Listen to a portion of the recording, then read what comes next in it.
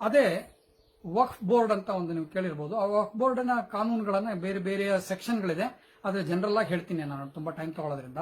ಅದನ್ನ ಕೇಳಿ, ತುಂಬಾ ಇಂಟ್ರೆಸ್ಟಿಂಗ್ ಆಗಿದೆ, ಹಾಗೂ ನಿಜವಾಗ್ಲೂ ಒಂದು ಅರ್ಥದಲ್ಲಿ ಭಯ ಬರೋ ತರನೂ ಇದೆ, ಹಾಗೂ ನಮ್ಮ ಜನಕ್ಕೆ ಗೊತ್ತಾಗಬೇಕು ಅಂತಾನೆ ಇದನ್ನ ನಾನು ಹೇಳ್ತಾ ಇರೋದು.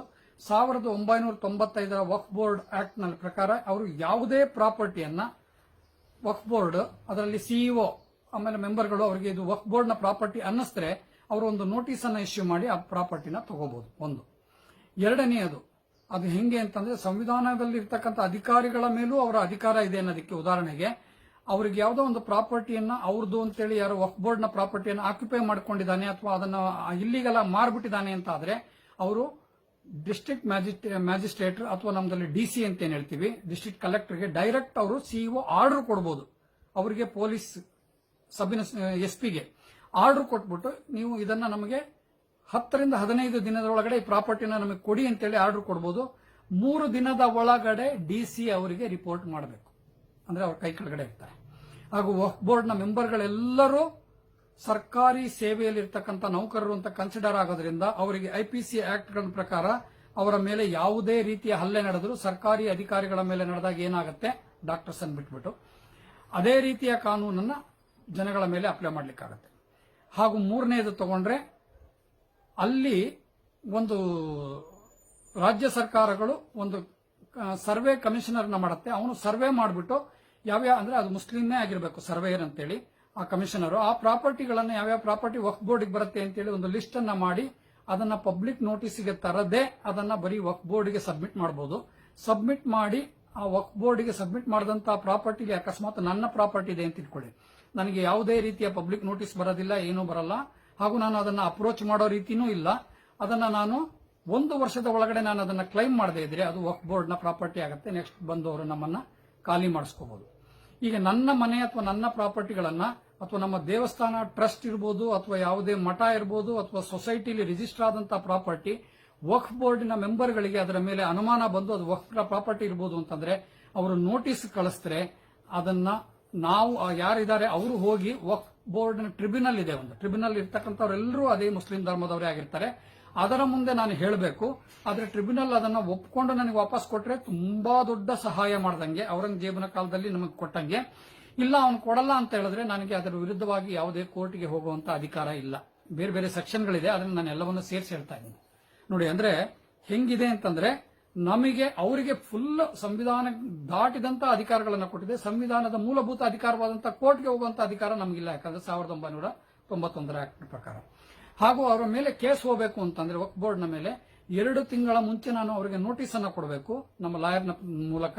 ಅದರಲ್ಲಿ ಹೇಳಬೇಕು, ನಾನು ನಿಮ್ಮ ಮೇಲೆ ಕೇಸ್ ಹೋಗ್ತಾ ಇದ್ದೀನಿ, ದಯಮಾಡಿ ನೀವು ಅದನ್ನ ರೆಸ್ಪಾಂಡ್ ಮಾಡಿ ಅಂತೇಳಿ. ನೋಡಿ ಹೆಂಗಿದೆ ಅಂತಂದ್ರೆ ಇದನ್ನ ಮಾಡಬೇಕು. ಹಾಗೂ ವಕ್ಫ್ ಬೋರ್ಡ್ ಯಾವ್ದಾದ್ರು ಒಂದು ಕೇಸ್ ನಡೀತಾ ಇದ್ದು ವಕ್ಫ್ ಬೋರ್ಡ್ ಅದರಲ್ಲಿ ನಾನು ನಮ್ಮ ಪ್ರಾಪರ್ಟಿ ಅಥವಾ ನಾನು ಇನ್ವಾಲ್ವ್ ಆಗಬೇಕು ಅಂತ ಅನ್ನಿಸಿದ್ರೆ ಯಾವುದೇ ಪರ್ಮಿಷನ್ ಇಲ್ಲದೆ ಅದು ಕೋರ್ಟ್ಗೆ ಬಂದು ಅದು ಅದರಲ್ಲಿ ಒಂದು ಪಾರ್ಟಿಯಾಗಿ ಇನ್ವಾಲ್ವ್ ಆಗಿ ಅದರ ಏನು ಹೇಳಿಕೆಗಳಿದೆ ಅದನ್ನ ನೀಡಬಹುದು. ನಮಗೆ ಅನ್ಲೆಸ್ ಕೋರ್ಟ್ ನಿಂದ ಬರದೇ ಇದ್ರೆ ನಮ್ಮ ಹಿಂದೂ ಧರ್ಮದ ಯಾವುದೇ ಮಠ ಅಥವಾ ಆಶ್ರಮಗಳಾಗ್ಲಿ ಯಾವುದೇ ಆಗ್ಲಿ ಅದನ್ನ ಆ ರೀತಿ ಮಾಡುವಾಗಿಲ್ಲ. ಇಲ್ಲಿ ಹಂಗಲ್ಲ, ಅವರೇ ಡೈರೆಕ್ಟ್ ಆಗಿ ಬಂದು ಎಲ್ಲವನ್ನೂ ಮಾಡಬಹುದು. ಅದೇ ರೀತಿ ನೋಡಿ, 2009ರಲ್ಲಿ ಆಂಧ್ರದ ಒಂದು ಹೈಕೋರ್ಟ್ನ ಒಂದು ಅಂದಾಜಿನ ಪ್ರಕಾರ 2009ರ ಆಂಧ್ರದ ಹೈಕೋರ್ಟ್ನ ಆರ್ಡರ್ ಪ್ರಕಾರ ಡಿಫೆನ್ಸ್ ಮತ್ತೆ ರೈಲ್ವೇಸ್ ಬಿಟ್ರೆ ಅತಿ ಹೆಚ್ಚು ಪ್ರಾಪರ್ಟಿ ಹೊಂದಿರೋದು ಭಾರತದಲ್ಲಿ ವಕ್ಫ್ ಬೋರ್ಡ್ನಲ್ಲಿ ಅಂತೇಳಿ. ಈ ಆಕ್ಟ್ 1995 ಬಂದಿದ್ದು 2013ರಲ್ಲಿ ಕಾಂಗ್ರೆಸ್ ಸರ್ಕಾರ, ಯುಪಿಎ ಸರ್ಕಾರ ಇನ್ನ ಬಲಗೊಳಿಸಿ ಅವರಿಗೆ ಇನ್ನೂ ಅತಿ ಹೆಚ್ಚಿನ ಅಧಿಕಾರಗಳನ್ನು ಕೊಡ್ತಾ ಬಂತು. ಸುಮಾರು 6,59,877 ಪ್ರಾಪರ್ಟಿಗಳು ವಕ್ಫ್ ಬೋರ್ಡ್ನಲ್ಲಿದೆ. ಸುಮಾರು 8 ಲಕ್ಷಕ್ಕಿಂತ ಹೆಚ್ಚು ಎಕರೆ ಭೂಮಿ ಅವರ ಹತ್ರ ಇದೆ ವಕ್ಫ್ ಬೋರ್ಡ್ ಹತ್ರ.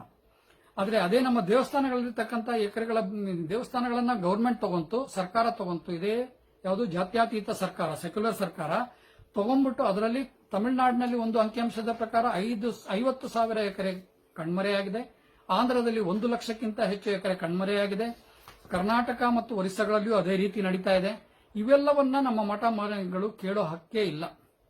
ಹಾಗೆ ಮಠಗಳಿಗೆ ಅವರೇ ಚಾರ್ಜ್ ಮಾಡಿಬಿಟ್ಟು ನಮಗೆ 80 ಕೋಟಿ ನಿಮ್ಮಿಂದ ಇನ್ಕಮ್ ಬರ್ತಿದೆ, 120 ಕೋಟಿ ನಾವು ಖರ್ಚು ಮಾಡ್ತಿದೀವಿ ಅಂತೇಳಿ ಮತ್ತೆ ನಮ್ಮ ಹುಂಡಿಗಳಿಂದ ದುಡ್ಡನ್ನ ತಗೋಬಹುದು. ಆದರೆ ವಕ್ಫ್ ಬೋರ್ಡ್ ನಲ್ಲಿ ಆ ರೀತಿ ಯಾವುದೇ ಅಧಿಕಾರಗಳು ಸರ್ಕಾರಕ್ಕಿಲ್ಲ. ಹಾಗೂ ಸರ್ಕಾರದಲ್ಲಿ ಸರ್ವೆ ಮಾಡ್ತಕ್ಕಂಥ ವಕ್ಫ್ ಬೋರ್ಡ್ ನ ಸರ್ವೆ ಮಾಡಿ ಆ ಪ್ರಾಪರ್ಟಿ ಏನಿರ್ಬೋದು ಅಂತೇಳಿ ನೋಡ್ತಾರಲ್ಲ, ಆ ಸರ್ವೆಯ ಎಲ್ಲ ಖರ್ಚುಗಳನ್ನು ಆ ರಾಜ್ಯ ಸರ್ಕಾರವೇ ವಹಿಸ್ಕೋಬೇಕು. ಹೇಗಿದೆ ನೋಡಿ, ಅಂದ್ರೆ ನಮ್ಮ ಟ್ಯಾಕ್ಸ್ನ ದುಡ್ಡನ್ನ ಅದು ತಗೊಂಡು ಅಲ್ಲಿ ಮಾಡ್ಕೋಬೇಕು. ಇವೆಲ್ಲ ಕಾನೂನುಗಳನ್ನು ವಿಷ್ಣು ಜೈನ್ ರವರ ಪ್ರಕಾರ ಸಂವಿಧಾನದ 323ನೇ ವಿಧಿಯ ಪ್ರಕಾರ ಇದು ಅಸಂವಿಧಾನಕ ಕಾನೂನು, ಅಂದ್ರೆ ಸಂವಿಧಾನ ಬಾಹಿರವಾದಂತೇಳಿ ಅವರು ಕೋರ್ಟ್ಗೆ ಹೋಗಿದ್ದಾರೆ. ಅದರ ಬಗ್ಗೆ ತುಂಬಾ ನಡೀತಾ ಇದೆ. ಅಂದ್ರೆ ನೋಡಿ, ಇದು ಹೆಂಗಿದೆ ಅಂತಂದ್ರೆ ಔರಂಗಜೇಬನ ಕಾಲದಲ್ಲಿ ಅಥವಾ ಮುಸಲ್ಮಾನ ದೊರೆಗಳ ಕಾಲದಲ್ಲಿ ಹಿಂದೂಗಳಾಗಿ ಬದುಕಬೇಕು ಅಂದ್ರೆ ಜಜಿಯಾ ಟ್ಯಾಕ್ಸ್ ಅನ್ನ ಕಟ್ತಾ ಇದ್ರು. ಈಗಲೂ ಅಷ್ಟೇ ನಾವು ಮಾಡ್ತಾ ಇರೋದು. ಹಿಂದೂಗಳು ಟ್ಯಾಕ್ಸ್ ಗಳನ್ನ ಕಟ್ತಾ ಇದ್ದೀವಿ, ಅವರಿಗೆ ಆಮೇಲೆ ಕೋರ್ಟ್ಗೆ ಹೋಗುವಂತ ಅಧಿಕಾರವನ್ನ ಕಳ್ಕೊಂತಾ ಇದ್ದೀವಿ, ದೇವಸ್ಥಾನಗಳನ್ನ ಕಳ್ಕೊಂಡಿದೀವಿ. ಅದನ್ನೆಲ್ಲ ಪ್ರಾಪರ್ಟಿ ವರ್ತನ್ನ ಅವ್ರಗಳಿಗೆ ನೀಡ್ತಾ ಇದೆ. ಹಾಗೆ ನಿಮ್ಗೆ ಯಾವ್ದು ಇನ್ನೊಂದು ಪವರ್ ಟು ರಿಜಿಸ್ಟರ್ ಪ್ರಾಪರ್ಟಿ ಅಂತೇಳಿ, ಅಂದ್ರೆ ವಕ್ಫ್ ಬೋರ್ಡಿಗೆ ಯಾವತ್ತು ಯಾವುದೇ ಸಂಪತ್ತಿನ ಮೇಲೆ ಅನುಮಾನ ಬಂತು ಅಂತಂದ್ರೆ ಅದನ್ನ ಅವರು ಯಾವುದೇ ಕಾರಣ ಇದ್ರೂ ಸಾಕು, ಆ ಸಂಪತ್ತು ನನಗಿರ್ಬೋದು ಅಂತೇಳಿ ವಕ್ಫ್ ಬೋರ್ಡ್ನ ಮೆಂಬರ್ಗಳಿಗೆ ಈ ಸಂಪತ್ತು ನಮ್ದು ಇರಬಹುದು ಅಂತ ಅನ್ನಿಸ್ತರೆ ಸಾಕು, ಒಂದು ಕಾರಣಗಳು ಯಾವುದೋ ಒಂದು ಕಾರಣದಿಂದ ಅದನ್ನ ಅವರು ವಕ್ಫ್ ಪ್ರಾಪರ್ಟಿ ಅಂತ ಡಿಕ್ಲೇರ್ ಮಾಡ್ತಾರೆ. ಅದನ್ನ ನೀವು ಆ ವಕ್ಫ್ನ ಟ್ರಿಬ್ಯುನಲ್ ಮುಂದೆ ಹೋಗಿ ಹೇಳಬೇಕು. ಆ ಟ್ರಿಬ್ಯುನಲ್ ಮಾಡಿದ್ರೆ ಅದ್ರ ಮೇಲೆ ನೀವು ಕೋರ್ಟ್ಗೆ ಹೋಗುವಂತ ಅಧಿಕಾರವೇ ಇಲ್ಲ ನಮಗೆ ಹಿಂದೂಗಳಿಗೆ. ನೋಡಿ ಎಂತೆಂತ ಪ್ರಾಬ್ಲಮ್ಗಳಿದೆ ಅಂತಂದ್ರೆ ಇದು ಒಂಥರ ಸೂಪರ್ ಬಾಸ್. ಅಂದ್ರೆ ನಮ್ಮಲ್ಲಿ ಪ್ರೆಸಿಡೆಂಟ್, ಪ್ರೈಮ್ ಮಿನಿಸ್ಟರ್ ಮತ್ತೆ ಸುಪ್ರೀಂ ಕೋರ್ಟ್ಗಿಂತ ಸುಪ್ರೀಂ ಪವರ್ಗಳನ್ನ ವಕ್ಫ್ ಬೋರ್ಡಿಗೆ 2013ರಲ್ಲಿ ಕೊಡಲಾಯಿತು UPA ಗವರ್ಮೆಂಟ್ನ ಟೈಮಲ್ಲಿ. ಆಮೇಲೆ ಯಾವುದೇ ರೀತಿ ಅವ್ರ ಮೇಲೆ ಸಿವಿಲ್ ಕೋರ್ಟ್ಗೆ ಹೋಗಂಗಿಲ್ಲ ಅಂತ ಹೇಳಿದೆ. ಮತ್ತೆ ನಾವು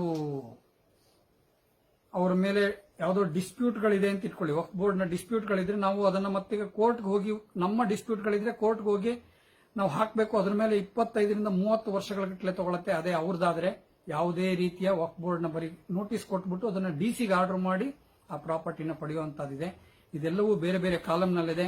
ದಯಮಾಡಿ ಇವೆಲ್ಲವನ್ನ ನಾವು ಅರ್ಥಕೊಂಡು ಹಿಂದೂಗಳು ಒಗ್ಗಟ್ಟಾಗಿ, ಜಾತಿಯನ್ನ ನಮ್ಮ ಮನೆಯಲ್ಲಿ ಇಟ್ಕೊಂಡು ಹೊರಗಡೆ ಬಂದು ನಾವು ಹಿಂದೂಗಳು ಒಗ್ಗಟ್ಟಾಗಿ ಹೋರಾಡಿದಾಗ ಮಾತ್ರ ಧರ್ಮ ಉಳಿಲಿಕ್ಕೆ ಸಾಧ್ಯವಾಗುತ್ತೆ. ದಯಮಾಡಿ 1995 ಮತ್ತೆ 2013ರಲ್ಲಿ ಬಂದಂತಹ ವಕ್ಫ್ ಬೋರ್ಡ್ನ ಈ ಕಾನೂನುಗಳಿಂದ ಎಷ್ಟು ಭಯಂಕರವಾಗಿದೆ ಅಂತಂದ್ರೆ ಔರಂಗಜೇಬ್ ಮತ್ತೆ ಖಿಲ್ಜಿ ಇವರ ಸರ್ಕಾರಗಳು ಅಥವಾ ಅವರ ಸಾಮ್ರಾಜ್ಯದಲ್ಲಿ ಏನು ಮಾಡ್ಲಿಕ್ಕಾಗ್ಲಿಲ್ಲ, ಅದು ಸ್ವತಂತ್ರ ಭಾರತದಲ್ಲೇ ನಡೆಯೋ ರೀತಿ ಆಗ್ತಾ ಇದೆ.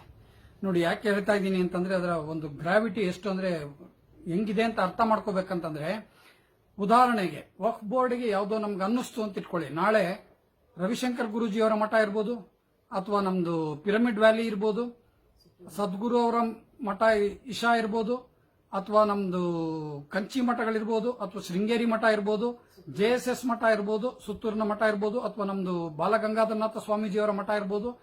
ಯಾವುದೇ ಮಠಗಳನ್ನಾಗ್ಲಿ ಅವರ ವಕ್ಫ್ ಬೋರ್ಡ್ನ ಪ್ರಾಪರ್ಟಿಲಿ ಇತ್ತು ಅಂತ ಅವ್ರಿಗೆ ಏನಾರ ಅನ್ನಿಸ್ಬಿಟ್ರೆ ನಾಳೆ ನೋಟಿಸ್ ಕೊಟ್ಟು ಅದನ್ನ ವಶಪಡಿಸಿಕೊಳ್ಳುವಂತಹ ಅಧಿಕಾರ ಇದೆ ಕಾನೂನಿನ ರೀತಿಯಲ್ಲಿ, ಈಗಿರ್ತಕ್ಕಂಥ ಕಾನೂನನ್ನ.